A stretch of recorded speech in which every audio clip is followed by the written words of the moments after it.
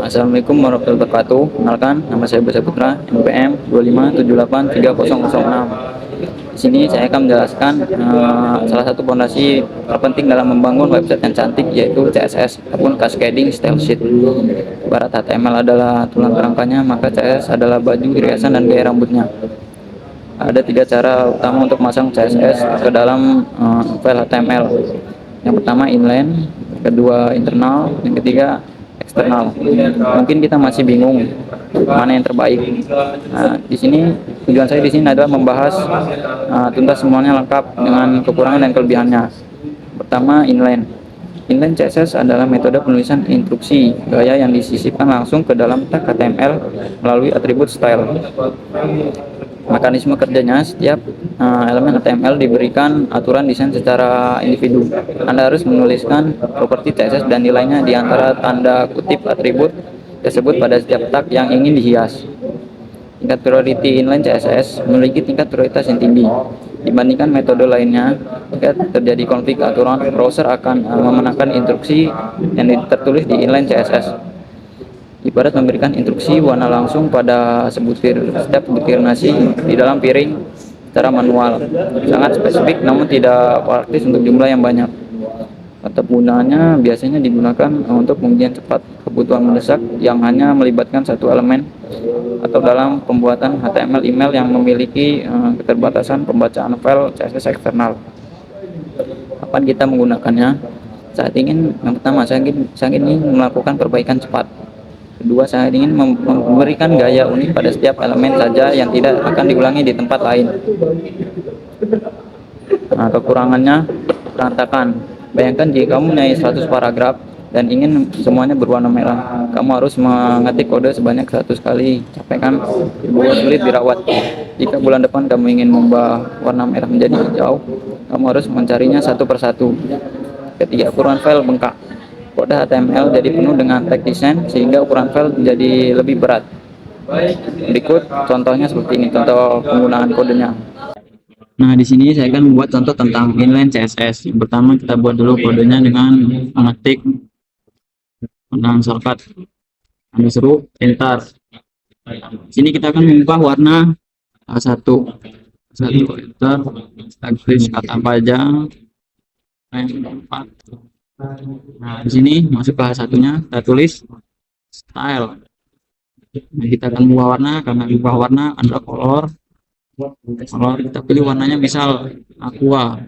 Nah, dari sini juga saya akan membuat perbandingan yang tanpa inline CSS. Satu besar orange kita lihat hasilnya. Nah, ini tadi yang dikasih inline CSS dengan warna aqua. Ini berubah dengan warna aqua, tidak dengan warna default yaitu hitam.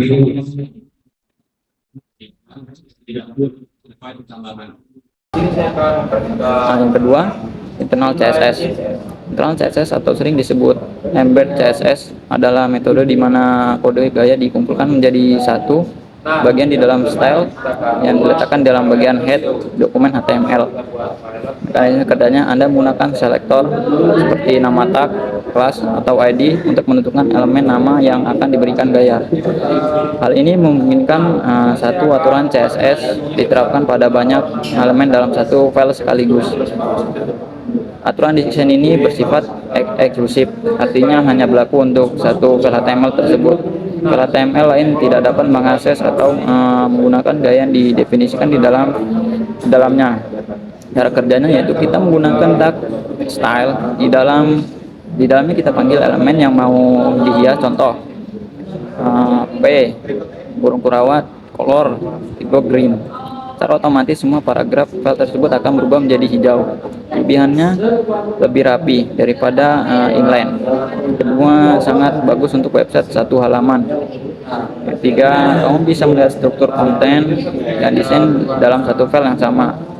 Kekurangannya hanya berlaku untuk satu file itu saja. Jika kamu punya halaman about, contact, kamu harus copy paste kode yang sama ke file lain. Ini tidak efisien.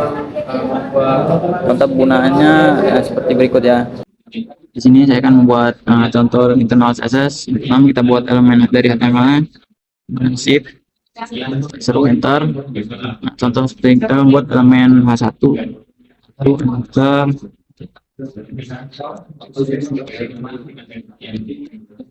dan elemen paragraf juga mungkin.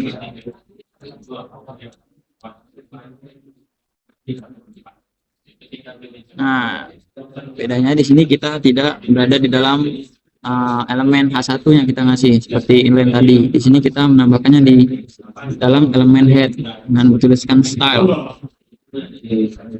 Style. Nah, di sini kita tulis apa yang ingin kita ubah. Misal body, bawah, background color. Background colornya warna aqua. Nah, selanjutnya ubah yang H1. Jadi kita tulis juga elemen di sini. Misal H1 kan tadi H1. Bawah, enter. Pengen kita ubah. Color juga mungkin. Colornya warna-warna. Warna biru. Ini dengan ukuran mungkinnya font size-nya 50 px. Yang P juga sekalian, paragraf P. Nah, color juga mungkin warna, colornya warna brown ya. Lihat hasilnya seperti apa.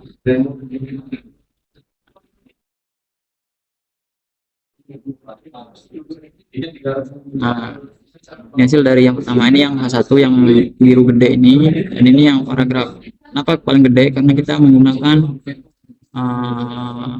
50 pixel, dan sedangkan ini hanya font bawaan dari paragraf.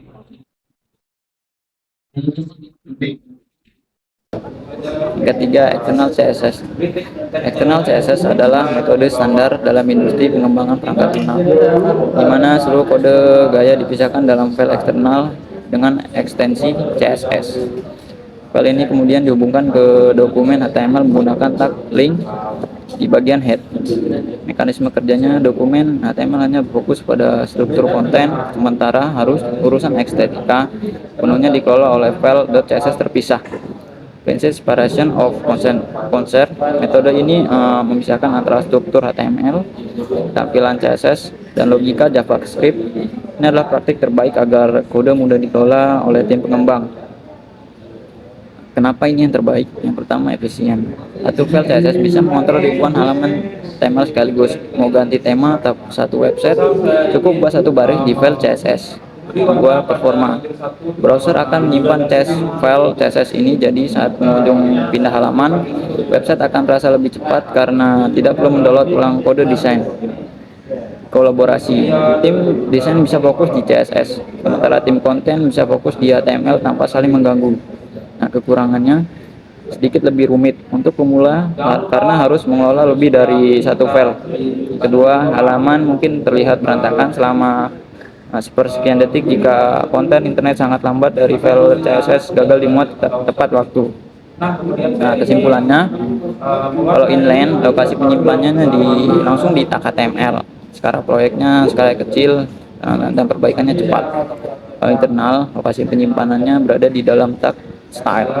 Skala proyeknya website satu halaman. Nah, eksternal, lokasi penyimpanannya di dalam file .css terpisah. Skala proyeknya itu proyek menengah hingga besar. Inline CSS sulit dikelola untuk proyek besar karena perubahan desain harus dilakukan di setiap baris tab. Kedua, inline CSS cukup baik untuk proyek satu halaman, namun sulit untuk skala pengembangan yang luas. Kalau eksternal CSS paling efisien, profesional, dan memudahkan kolaborasi tim dalam jangka panjang. Selanjutnya di sini saya akan membuat contoh penggunaan eksternal.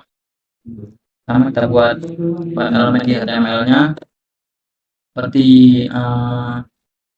satu,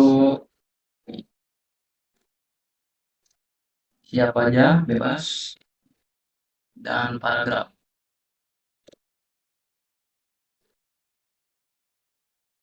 Sini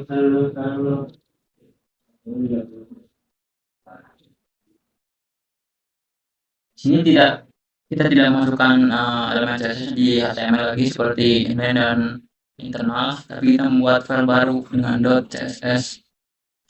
Kalau kita namain uh, style style.css. Nah, di sini kita masukkan kode CSS-nya, tidak di dalam HTML seperti ini. Inline dan internal. Tadi ada elemen H1 yang coba H1, coba yang simpel aja di warna, color.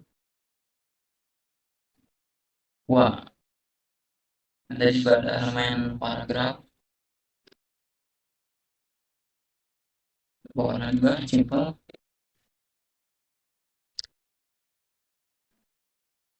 Mungkin di bawah font size, nya font size 2 pixel. Kita lihat kenapa belum berubah, karena kita belum masukkan link dari style CSS-nya. Kita masukkan linknya di dalam elemen head, misalkan link. Nah, F ini kita tulis nama elemen CSS kita. Tadi kan style CSS kita tulis style CSS, enter. Kita balik lagi. Nah, sekarang sudah berubah.